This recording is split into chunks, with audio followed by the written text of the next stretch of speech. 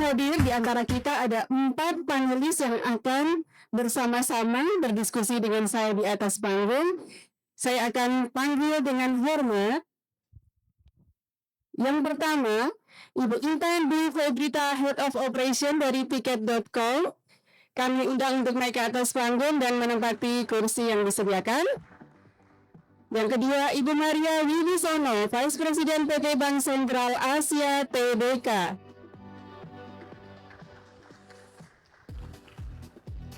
Selanjutnya, Ibu Lilis Indriswari, Eksekutif Vice President PT Bank Rakyat Indonesia Persero TBK. Kami undang dengan hormat untuk naik ke atas panggung. Dan berikutnya Ibu Karlina Deka, Care Operation Health Service Excellent, Goto Gojek Tokopedia. Kami persilahkan untuk naik ke atas panggung. Ya, tema kita pada sore hari ini yaitu Women in CX Leadership, yang nanti akan fokus pada pembahasan mengenai strategi, ketangguhan, dan inovasi dalam mengelola kontak center. Tidak diragukan lagi, 4 panel di atas panggung adalah tokoh-tokoh wanita yang sudah banyak berkontribusi dalam dunia layanan pelanggan. Tentu Bapak Ibu yang ada di ruangan ini juga, utamanya ibu-ibu ya, itu juga merupakan praktisi dan juga berkontribusi besar di dunia kontak center. Nah, berbicara tentang customer experience, tema ini sangat relevan dengan perkembangan industri layanan pelanggan. Ya, nah tentu peran kepemimpinan khususnya perempuan ya, ibu-ibu dalam mengelola kontak center itu tidak hanya dituntut untuk kuat dalam strategi, tapi juga harus membangun empati. Tadi seperti disampaikan, empati, tapi juga harus terus berinovasi supaya layanan pelanggan kita terus bisa memenuhi ekspektasi dari customer. Nah, sebelum kita mulai obrolan, ada yang tahu nggak persamaan wanita dengan customer? Ada lagunya loh, lagunya ada band, ya kan? Wanita, karena wanita ingin dimengerti, ingin dipahami, kemudian disayangi, dicintai, begitu ya.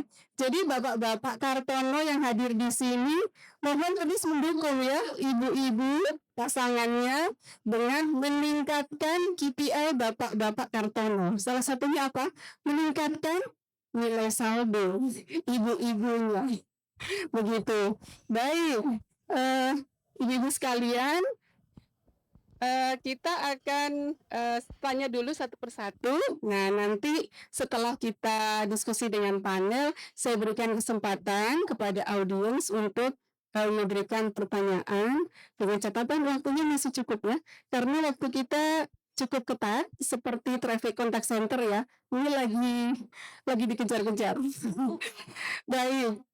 Berbicara mengenai customer experience, tadi sudah banyak sekali insight yang ibu-ibu sampaikan dalam presentasi dan itu sangat menginspirasi kita semuanya. Peran ibu-ibu semuanya dalam contact center tentu ingin kita gali. Bagaimana ibu-ibu semuanya dalam mengelola contact center itu bisa berdampak tidak hanya bagi kualitas layanan, tapi juga kontribusi bagi bisnis perusahaan.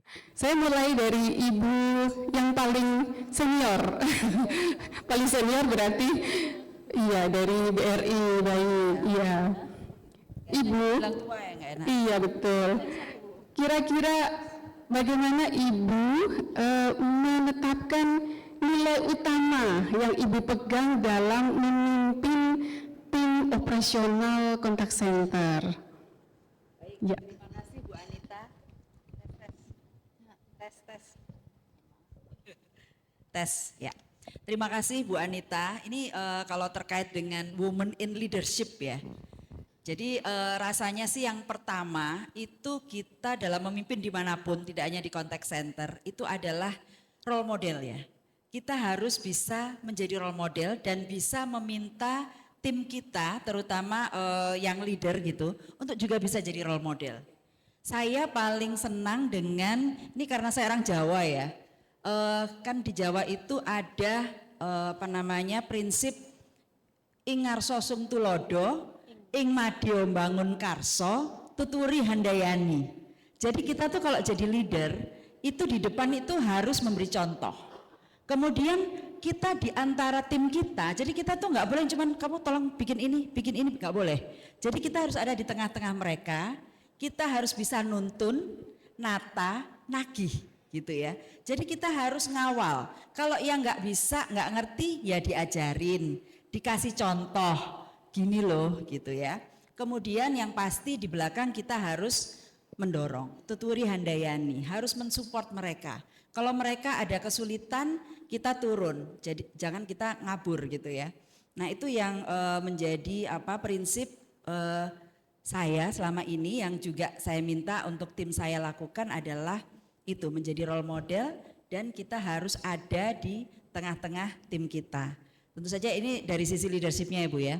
Kemudian kalau dari sisi operasional sehari-harinya, saya juga selalu mengingatkan, kami selalu mengingatkan tim bahwa kalian harus bisa melihat di sisi operasional yang kita lakukan sehari-hari ini, apa sih room for improvement-nya gitu. Ada enggak yang masih belum mudah buat customer maupun buat kita.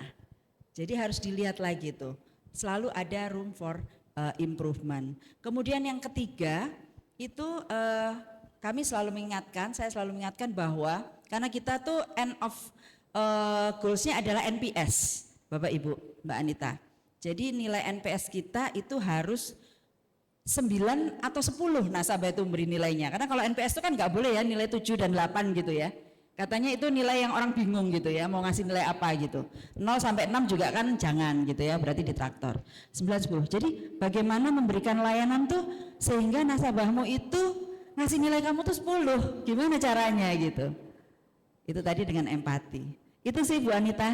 Baik, terima kasih. Jadi ada kalanya leader itu di depan, di tengah, dan di belakang. Tiga-tiganya punya peran penting. Iya. Nah, kalau di BCA ini Mbak Maria, di BCA itu ribuan agennya ya. Jadi dan di antara agen itu adalah armadanya banyak yang wanita, perempuan ya. Bagaimana inisiatif CX paling impactful yang pernah diimplementasikan di kontak center Halo BCA dengan banyaknya praktisi pelaksananya juga dari sisi wanita gitu ya. Oke, mungkin makasih Bu pertanyaannya. Mungkin menjawab konteks pertanyaan Ibu relasi antara CX kemudian kaitannya dengan tim member kami yang dominan tuh adalah wanita, berarti lebih menyasar ke employee experience sebenarnya ya. Karena kami percaya bahwa selama employee experience-nya itu bagus sebagai fondasinya, maka dia bisa bikin customer experience yang bagus. Karena sampai dengan saat ini kami percaya bahwa happy customers come from happy team. Nah, mungkin satu contoh praktek nyata ya terkait bagaimana kita memberikan rasa aman, nyaman, dan menjamin well-being-nya karyawan-karyawan kami yang mostly adalah wanita adalah ketika kita transisi untuk memaksimalkan supaya jam shifting kita kan 24 jam tuh.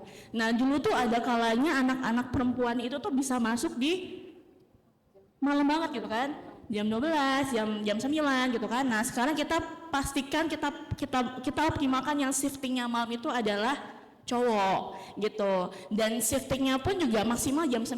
Dulu kita ada shifting jam 12 malam sampai jam 9 pagi, sekarang udah nggak ada lagi, dari jam 9 malam sampai jam 6 pagi supaya ketika mereka travel gitu kan, commute dari rumah mereka ke saat operation contact center kita lebih rame lah ya kondisi trafficnya, sehingga ya lebih sedikit lah paparan risiko terkait hal-hal yang kita tidak inginkan gitu. Selain itu juga untuk karyawan kami yang wanita, kayaknya semua orang juga melakukan hal yang sama. Kita ada juga untuk staf khusus spesialis, ketika dia lagi hamil dan melahirkan, dia boleh cuti melahirkan sampai dengan 3 bulan tanpa dipotong gajinya sama sekali, tanpa adanya penyesuaian gitu. Kemudian juga transparansi jenjang karir pastinya, bahwasanya sekarang untuk bisa naik level ke jenjang berikutnya itu ya nggak ngelihat gendernya apa, tapi ngelihat based on dari performance and potentialnya. Jadi regardless kamu cowok atau kamu cewek, walaupun kecenderungannya banyak orang berpikir bahwa jangan cewek terlalu lembek gitu kan, asosiasinya, tapi justru di Halo Beca berbeda gitu. Kita ngelihat berdasarkan dari kemampuannya dan potensinya dia gitu. Baik, sebetulnya tidak ada pembedaan ya antara tugas yang dibebankan target pada agen wanita maupun agen laki-laki. Hanya memang ada perbedaan untuk shifting gitu ya. Mungkin itu faktor dari keselamatan, mungkin ya, dan juga faktor-faktor lain yang lebih menghargai wanita. Tentu itu adalah poin privilege wanita ya. Yes, tidak benar ditempatkan di shift yang malam gitu ya. Kemudian bagaimana kalau di tiket.com? Nah, tiket.com itu juga fokus pada voice customer ya. Nah, tentu feedback dari pelanggan itu menjadi salah satu poin penting untuk melakukan improvement secara berkelanjutan.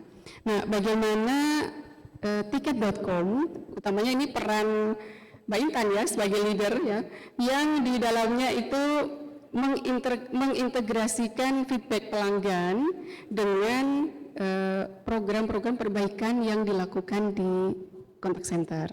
Oke, terima kasih Bu Anita, pertanyaannya luar biasa ya. Jadi feedback itu sumber utamanya kita melakukan segala hal ya sebetulnya.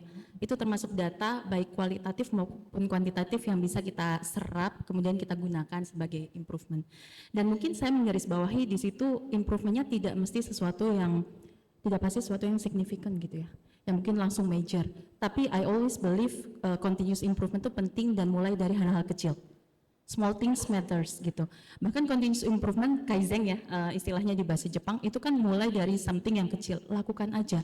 Tadinya menata di sini jadi menata di sana. Mungkin mempercepat. Saya kebetulan dari background saya di teknik industri engineering, jadi saya belajar Toyota Production System cukup lama gitu ya. Maksudnya cukup intens. Termasuk ada di sana ada 5S ya, Seiri, Seiton, Seitsuke, Seiketsu, yang saya belum sebut apa tuh, Seiso. Nah, jadi sana ada rapi, resik, rawat, rajin yang mungkin mulai dari hal kecil, tapi ternyata improvementnya besar. Nah itu waktu diterapkan di contact center ternyata sangat relevan. Jadi Bu, kita tuh nggak bicara, kalau kita bicara sama stakeholders kita, dan stakeholders kita tuh literally semua orang di company, ada product team, ada commercial team ya, karena feedbacknya bisa apa aja. Ya, operation tuh benar-benar, kita nggak bisa pilih, oh hari ini kita akan dengar ini aja, nggak mungkin. Pasti tiba-tiba out of nowhere, tiba-tiba ada feedback satu, tapi benar-benar rame misalnya di sosial media. Jadi kita betul-betul improve dari sana.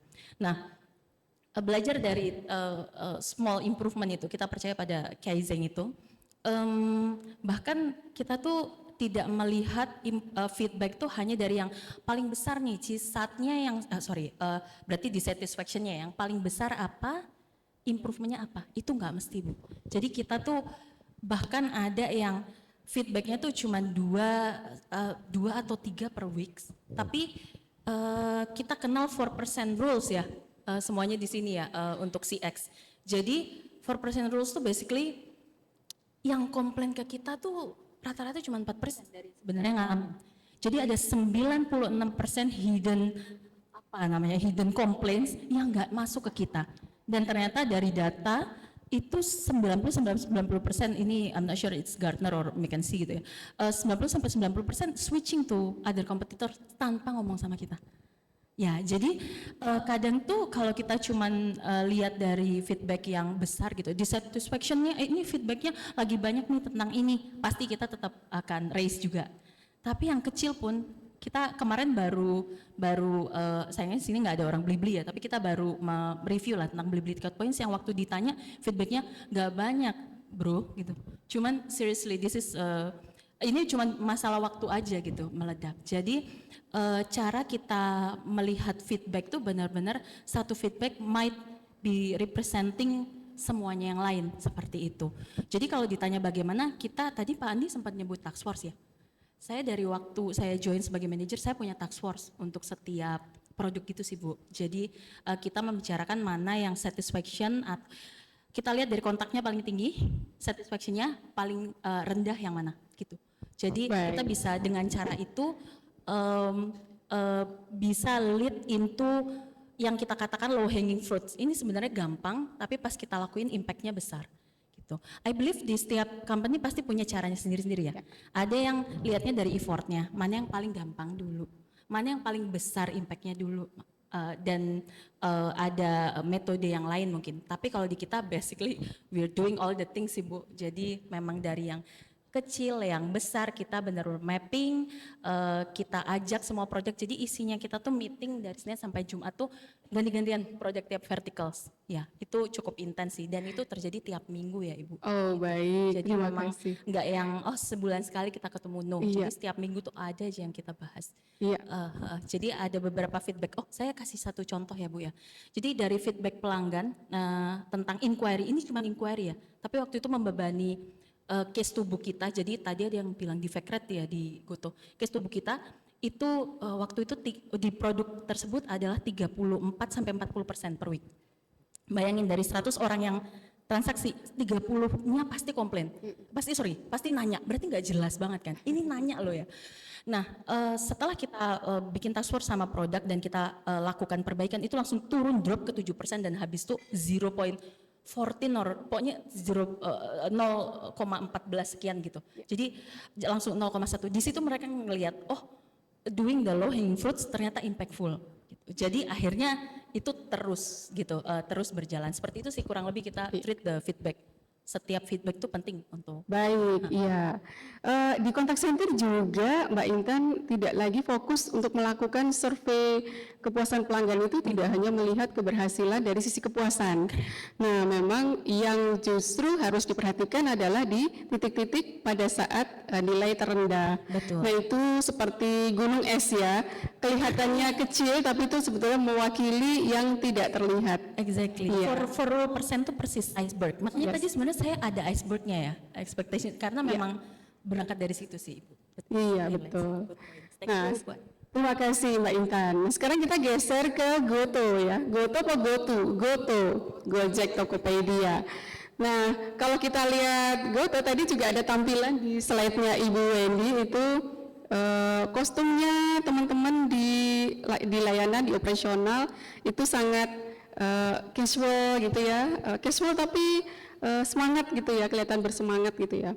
Nah, itu adalah salah satu culture sendiri ya di komunitas kerja. Nah, kalau Bu Deka nih sebagai salah satu pemimpin, nah gaya apa sih sebetulnya yang diterapkan dalam operasional contact center di Goto?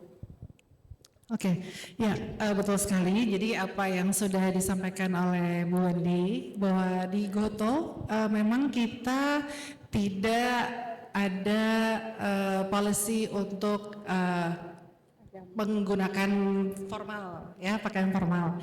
Jadi memang kita bisa dibebaskan untuk menggunakan casual selama memang tetap sopan. Nah, gaya kepemimpinan sebenarnya memang ini sebenarnya tidak terbatas oleh gender wanita ataupun pria ya.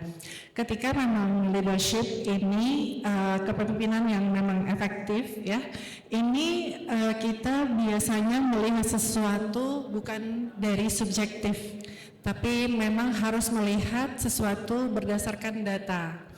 Kita speak by data, action by data. Nah, dari data ini sebenarnya informasi yang kita dapatkan itu selalu biasanya kita bantu untuk kolaborasi dengan tim terkait. Nah, tadi juga sudah pernah di-mention sama teman-teman yang ada di sini bahwa semua informasi, feedback itu biasanya kita kolaborasikan dengan tim yang memang relevan ya. Semoga ini memang dibuat rutin. Nah, di Goto pun juga seperti itu. Jadi kita buat mingguan, kemudian bulanan, ini untuk dijadikan kolaborasi agar membuat suatu strategi ya yang menghasilkan improvement ya. Nah, itu berdasarkan data sehingga ketika kita bicara data dan itu suatu data yang solid, biasanya bias gender itu sudah mulai luntur ya. Nah, yang kedua selain based on data, kita juga melek teknologi ya. Tadi juga sudah banyak sekali dibicarakan beberapa teknologi untuk dunia call center. Kita sudah menggunakan AI, chatbot, kemudian juga sudah menggunakan omnichannel. Nah, di Goto pun kita juga sudah menggunakan itu ya Bu ya. Dan yang paling penting di sini adalah teknologi bukan sebagai pengganti, tadi juga sudah di-mention, tapi menjadi pendukung untuk operasional kita ya. Sentuhan manusia itu tetap kita gunakan karena itu sangat penting. Bahkan sekarang sepertinya sentuhan manusia menjadi premium, sesuatu yang premium, sesuatu yang diminta oleh pelanggan kita, ya. Nah, ini yang kita coba tetap utamakan. Jadi teknologi digunakan sebagai untuk peningkatan kualitas pelayanan kita. Tuh. Dan yang terakhir yang kita gunakan atau seorang leadership itu harus mampu menggunakan metode people growth, ya. Jadi kita sudah menggunakan data, teknologi, people juga kita harus perhatikan. Jadi di sini biasanya yang kami gunakan itu memberikan wewenang kepada agent-agent kita. Karena tadi untuk first layer biasanya sudah kita berikan otomatisasi, sehingga kita perlu meningkatkan kualitas agent kita agar bisa menggunakan skillnya, memberikan solusi yang lebih complicated ya, complicated issues, sehingga dia bisa memberikan resolusi yang lebih cepat. Ya, yang terakhir dari sisi people, kita juga mengadakan self development. Jadi tim kita juga harus dinaikkan skillnya melalui training-training supaya mereka juga siap ya untuk menghadapi teknologi baru, kemudian produk-produk baru seperti itu. Ya, Baik, terima kasih. Ya, itu tadi dari Goto ya, seperti itu kepemimpinan yang sudah diterapkan. Saya tidak hanya tanya sendiri kepada ibu-ibu di sini, saya berikan kesempatan kepada audiens untuk bertanya 3 orang saja karena waktunya sangat terbatas. Caranya boleh raise hand, sebutkan nama, dan hanya 1 pertanyaan ditujukan kepada 1 narasumber. Silakan, ada yang bertanya dari sisi kiri? Kiri?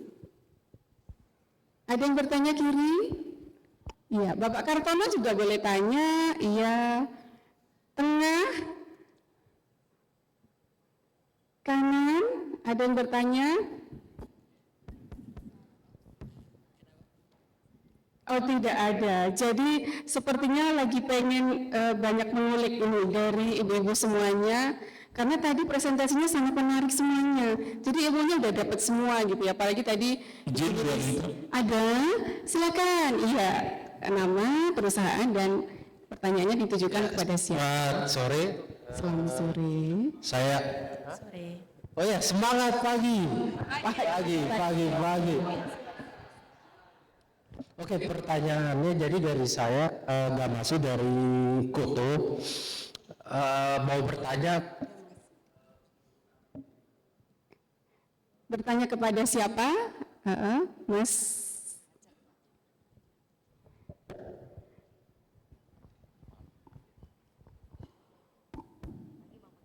Ya, mau bertanya, jadi nggak ada yang spesifik ke narasumber di depan. Mungkin bisa berikan contoh dari apa yang dilakukan di perusahaan masing-masing, di tempat masing-masing, karena dia relate dengan customer experience. Tadi kan balik lagi dijelaskan customer experience itu salah satunya adalah kita mempunyai bank of data gitu kan, based on dari customer feedback. Yang dikatakan adalah sesuatu yang sangat valuable gitu kan, feedback is a gift gitu. Tapi terkadang ada suatu kondisi di mana kita sebagai bisa dibilang perpanjangan suara dari customer, kita yang tahu apa sih challenge atau pain point yang customer rasakan gitu. Ketika membuat sebuah action plan, yang action plan ini yang ternyata dan kita harus melibatkan stakeholder lain gitu ya. Karena ada dependensi misalnya ke tim produk atau tim apapun, itu bagaimana, apakah pernah punya pengalaman ketika mensuarakan itu ternyata ada challenge yang menurut ini dari point of view, misalkan dari point of view yang lain yang di luar dari customer experience ini kurang gitu menurut tim produk atau apapun yang untuk diangkat menjadi sebuah action plan gitu. Bagaimana cara kita mengconvince unit lain bahwa ketika ini dilakukan ini sangat berguna gitu. Mungkin pertanyaannya ke tiga narasumber depan, karena kalau Mbak Deka ya sama-sama perusahaan kita udah tahu gitu. Iya, jangan goto ke goto ya. Baik, mungkin boleh diwakili Mbak Maria. Iya, kalau tadi masih membahas tentang leadership di pengelolaan agent, nah sekarang fokusnya bagaimana tantangan tadi yang ditanyakan oleh Mas siapa tadi? Iya, ya, Mas Gamasi, ya. Oke, sore Pak Gamasi, thank you banget buat pertanyaannya, dan pertanyaan itu relate banget ya, pasti dihadapi oleh semua perusahaan yang sedang fokus gitu ya untuk mengimplementasikan sebuah customer experience program. Dan menjawab pertanyaan Pak Gamasi tadi, sebenarnya hal yang paling mendasar adalah bagaimana setiap stakeholder yang di dalam sebuah organisasi tersebut memiliki spirit yang sama, memiliki mindset yang sama. Pak Hendra Lembong, presiden kami di BCA, selalu menekankan bahwa kita sesama unit di BCA itu adalah satu kesatuan, one BCA, one goal, one soul, one joy. Sehingga kita harus menempatkan kepentingan BCA di atas semua kepentingan masing-masing divisi. Nah, sehingga ketika kita memiliki sebuah customer experience program yang kita yakini gitu ya, kita yakini bahwa ini akan sangat beneficial banget buat nasabah dan buat kita juga. Kalau menurut saya pribadi itu hal yang sesimpel kita bisa meyakinkan dan bisa membuktikan bahwa saya program ini bukan program yang mengawang-awang gitu loh. Semua serba terukur dan semuanya itu based on dari customer fokus sebenarnya. Jangan sampai kita bikin inisiatif customer experience yang itu sifatnya adalah latah atau domino gitu kan. Bang Sud udah bikin ini nih, kita bikin juga dong gitu. Tanpa kita memperhatikan dan memastikan bahwa apakah itu yang benar-benar dibutuhkan oleh customer kita sebenarnya. Nah, sehingga benar tadi beberapa sharing ya teman-teman, data itu penting. Kontak itu gudangnya data. Nah, harusnya kita bisa mengolah data tersebut dan bila mana kita bisa mendapatkan pain point yang dirasakan oleh customer kita dan kita memiliki idea, resourceful gitu ya untuk bisa membuat sebuah customer experience program. Sesimpel kita bisa infokan ke mereka ini berangkat dari pain point customer, kita punya objektifnya apa aja gitu kan. Nah, kemudian benefitnya apa sebenarnya? Tadi kalau Bu Ines bilang bahwa customer experience itu pasti ujungnya salah satunya adalah bisnis ya Bu. Clear, harus clear juga tuh hitung-hitungan cost benefitnya. Jangan sampai program ini tuh hanya program yang seolah-olah suka-suka aja gitu kan, tapi nggak memberikan nilai tambah buat perusahaan. Karena after all semuanya, segala sesuatu program yang kita punya itu pasti harus diuji dengan resultnya sebenarnya gitu. Bukan berarti bermaksud buat transaksional ya Bu, tapi memang buah dari relationship yang dalam antara kita dengan nasabah adalah repurchase. Wow, luar biasa. Ini sebabnya. Jadi sebabnya meyakinkan ke setiap stakeholder mengenai progres ke depan dan benefit ke depannya itu seperti apa gitu. Dan sekali lagi tempatkan kepentingan organisasi kita, nasabah kita di atas kepentingan divisi kita, gitu. Luar biasa. Nah, itu makanya BCA makin dicintai nasabahnya ya. Mbak Intan menambahkan? Aku nambahin sedikit sih, aku setuju banget sama Mbak Maria ya. Jadi basically yang pertama tipsnya mungkin karena pernah ngalamin ya Mas ya. Pertama pasti quantify the impact gitu ya. Jadi kita harus benar-benar bisa quantify the impact sebisa mungkin, sekomprehensif mungkin. Pasti aku percaya teman-teman Goto sudah seperti itu. Nah yang kedua talk with money gitu kan. Jadi karena saya percaya semua effort tuh pasti ada nilai uangnya gitu kan. Kita menghemat 1 detik 1 case, berarti berapa total berapa menit selama seminggu dan segala macam. Jadi kira-kira ini equal to berapa manpower nih gitu. Itu yang kedua. Nah kalau menurut saya tips yang paling penting tadi kayaknya juga ada dari Pak Andi ya, shared KPI. Jadi waktu kan kita pasti ada penentuan ini pasti terjadi kan di startup dan technology company. Jadi ada momen di mana kita menentukan prioritization gitu ya. Ada itu please sama setting goals, strategi kita mau apa ke depan. Pastikan ada shared KPI. Karena kita bisa paksa dengan itu, kalaupun harus memaksa ya. Mungkin di awalnya memang waktu awal we did have the challenge sih, memang itu lumayan challenging. Tapi sekarang tuh sudah natural, bahkan ada case di mana karena share KPI, mereka udah lihat CTB kita kok stuck ya di 4% untuk flight, mereka ngejar ke kita. gue mau denger dong dari customer tuh ada ngapain aja. Masalah bagasi udah, masalah ini udah gue atasin, apalagi yang lain. Jadi I think shared KPI itu salah satu tips yang paling bisa ya untuk customer experience. Karena sekali lagi tadi saya bilang dari presentation ya, it takes a whole village to create the great customer experience. Itu kata Prof kayak gitu, kata peribahasa kayak gitu. Jadi memang bukan kerjaan satu orang, satu departemen, tapi kita semua. So I think kalau level perusahaannya sudah sampai scale up ke, apalagi ikut di session ini, I think sudah sampai di sana sih. Sudah ada dukungan manajemen dan seluruhnya lah. Tinggal mungkin dipepet-pepet dikit pakai something yang bisa mereka lihat gitu dalam numbers dan tadi shared KPI tadi atau shared OKR kalau di kita. Baik, terima kasih, kita berikan aplaus untuk jawaban yang luar biasa. Waktu kita ternyata sangat mepet ya. Mas Gamal sih dapat souvenir dari panitia. Ya, terima kasih atas pertanyaannya. Congrats. Ibu-ibu sekalian, sebetulnya banyak banget yang ingin kita tanyakan. Tentu Bapak Ibu audiens juga pasti masih pengen banyak dapat insight dari ibu-ibu hebat semuanya. Namun karena keterbatasan waktu, jadi kita cukupkan diskusi ini. Kalau diterusin bisa 2 hari 2 malam, ya kan? 2 hari 2 malam, betul. Nah, jadi ya, dari perbincangan ini mudah-mudahan kita semuanya dapat banyak inspirasi termasuk strategi dan inovasi bagaimana kita mengelola program customer experience ini tidak hanya sebagai satu tanggung jawab satu unit atau divisi saja, tetapi tanggung jawab semua unit yang terkait. Kalau tadi Mbak Maria bilang harus di atas kepentingan semua unit begitu. Jadi customer focus, customer oriented begitu. Baik, terima kasih atas kesediaan waktunya Ibu-ibu semuanya. Kami ucapkan terima kasih juga Bapak Ibu hadirin yang sudah mengikuti sesi panel ini dengan baik. Kami ucapkan terima kasih. Mohon maaf jika ada yang kurang berkenan. Saya tutup. Wassalamualaikum warahmatullahi wabarakatuh. Waalaikumsalam warahmatullahi wabarakatuh. Mari beri tepuk tangan yang meriah untuk para pembicara dan moderator kita. Terima kasih atas diskusi yang sangat menarik dan bermanfaat untuk kita semua. Kami mohon kepada para Executive Seminar.